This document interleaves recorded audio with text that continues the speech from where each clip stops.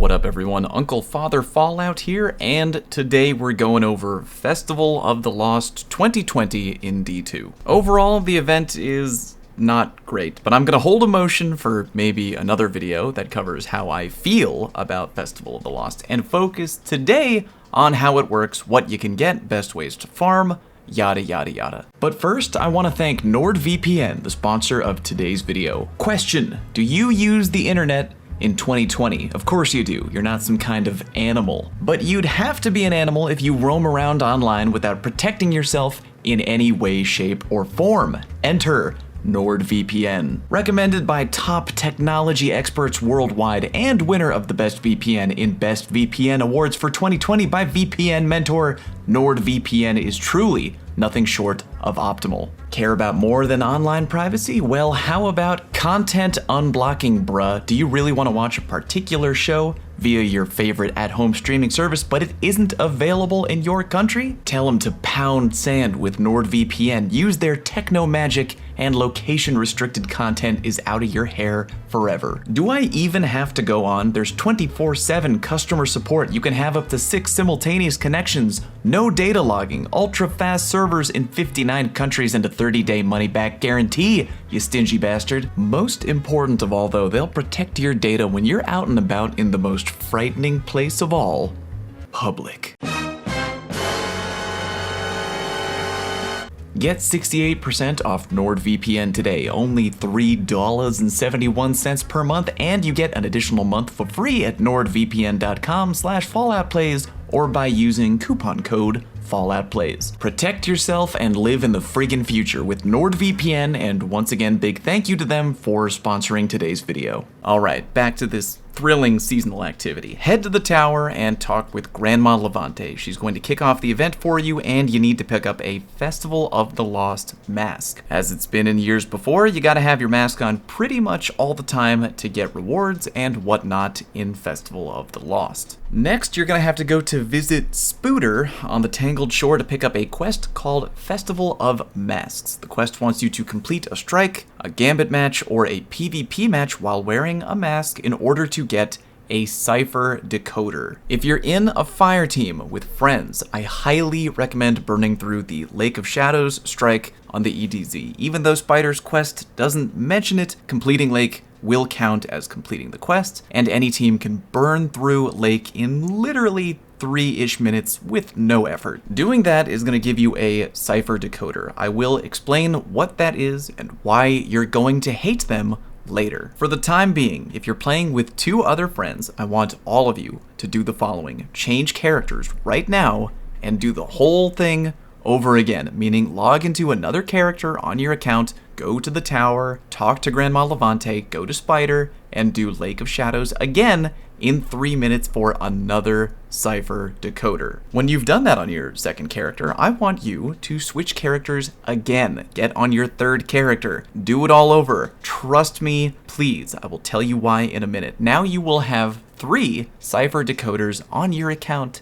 Yippee! Okay, now go back to your main guardian, or whoever you want to do Haunted Forest with. Be sure you've got plenty of bounties from Nana Levante. Make sure you got your mask on and head on into the Haunted Forest. If you're alone, good news, don't worry about it too much. The Haunted Forest is match made, and you can get paired up with 2 other guardians, easy peasy. Haunted Forest is an activity many are familiar with. You burn through a Halloweenified version of the Infinite Forest, killing ads. The more you kill, the higher your percentage on the left goes up, and when it gets to 100, you get auto-teleported into a boss fight. Murder that boss in the face, and you will be teleported back to the beginning of the Infinite Forest to do Branch 2 or whatever new number you're now on. The more beefy the enemies are, the more progress you get from killing them. The more branches you complete in the forest, the harder things are going to get. Bungo will be throwing terrible modifiers at you the further you go, the ones that nobody likes. Glass,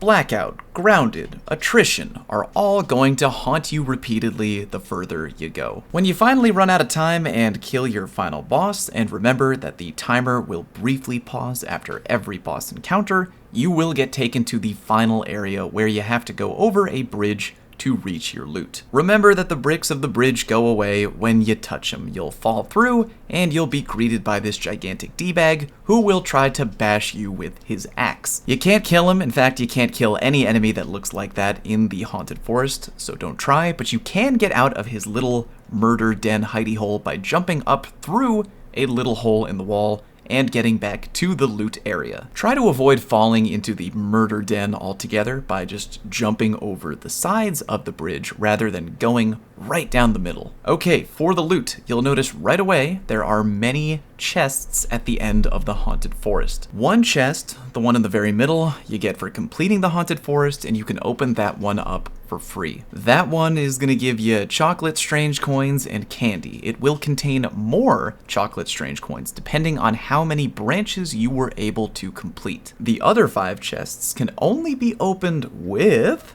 Cipher Decoders. Remember that thing you got from Spider early on for completing that one quest I had you do 3 times? Well, let's talk about why you did it 3 times. As I mentioned, at the end of the Haunted Forest, the extra 5 chests will be there each and every time, and you can only open them with Cipher Decoders. Those chests, which I think are called caches, can include, but are not limited to, the Braytech Werewolf and the Horror Story Auto Rifle, both which are able to roll different perks than in years gone by. In a perfect world, if you really cared about this gun, you would want to farm a bunch of Cipher Decoders. That way, each and every time you finish the Haunted Forest, you can open up a bunch of those 5 extra chests and have a great shot at getting either the Braytech Werewolf or the Horror Story Auto Rifle. The problem, amigos, is that the drop rate for Cipher Decoders is awful, and I really do mean awful. Furthermore, you can only get them outside of Haunted Forests. You have a chance, keyword, a chance, at getting them to drop after completing any other activity in the game. You will learn how bad the drop rate is, I guarantee it. Currently, after trying many different methods, I feel that the best way right now to farm for Cipher Decoders is by doing nightmare hunts. Currently, as of the recording of today's video, the nightmare hunt where you kill Skolas is available, and if your team moves quickly, you can burn through that bad boy in about 2 minutes. The problem, again, is that the RNG is bad, and you're not going to get one every time you beat a nightmare hunt. I think we were averaging getting 1 maybe every 3 or 4 completions. Granted, if each completion is only about 2 minutes, then not terrible, but wow, is it mind-numbingly boring. You can try to do other activities if you want, PvP, Gambit, strikes, whatever.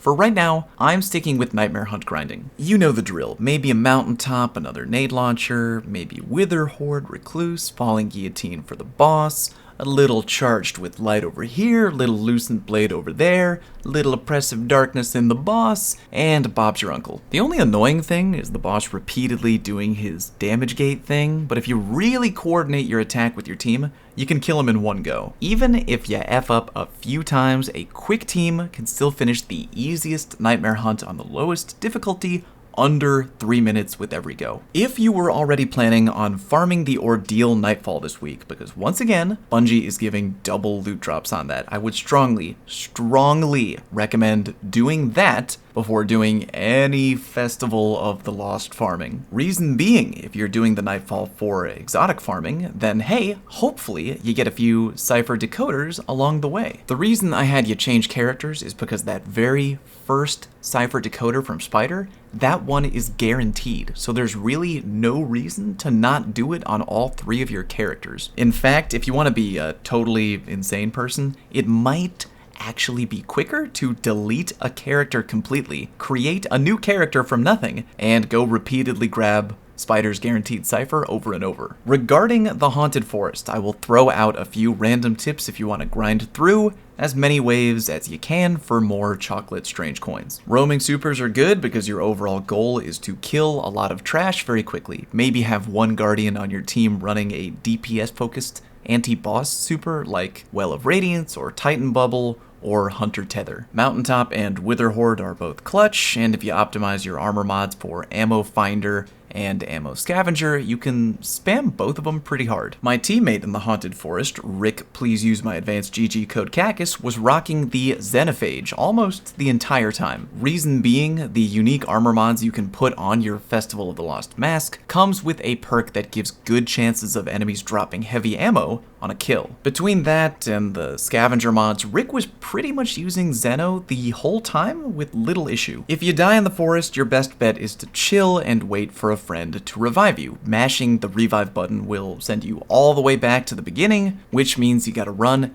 and play catch up. When it's boss fighting time, someone should hit him with the old oppressive darkness, then free the beast with whatever heavy hitting weapon you got. Falling Guillotine Sword, 1K Voices, Anarchy, Xenophage, any spike nade launcher, just wail away and you're good to go. Also, don't forget about Charged with Light. I still know a ton of people who don't roll or even really know about Charged with Light at all in PvE. And like, why? It's literally free real estate. If you want to educate yourself about Charged with Light, check the video in the top right corner now. If your goal is trying to get a good roll on those haunted auto rifles, again, you gotta farm a ton of Cipher Decoders, then do Haunted Forest. If your goal is to get the exotic Sparrow, Ship, and Ghost from Evil Levante, you have to complete the Cash Grab, Cash Cow, and Cash Galore triumphs before being able to buy them with candy. Each of those triumphs is just open the caches, aka the 5 extra chests at the end of Haunted Forest,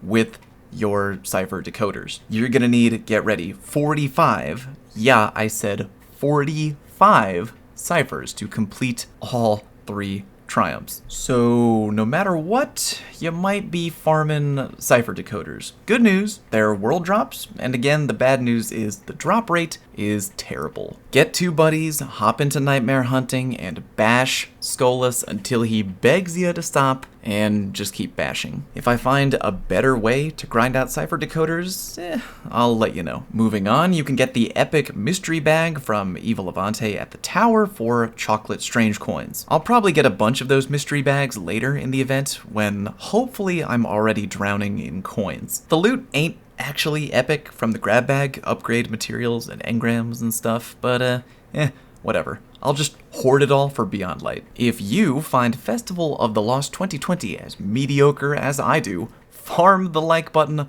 on this video. Please, for the love of God, watch my other content if you're in desperate need of something that isn't mindless farming. The chances of you laughing are significantly higher than getting a Cipher Decoder from any activity in D2. Thank you very much for watching, and I'll catch you next time.